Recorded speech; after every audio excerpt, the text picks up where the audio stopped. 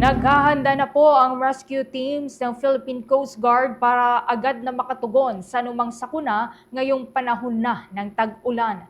Ito ay alinsunod na rin sa atas ni Pangulong Ferdinand Marcos Jr. na magbigay ng mabilis at maasahang serbisyo sa publiko sa panahon ng tag-ulan.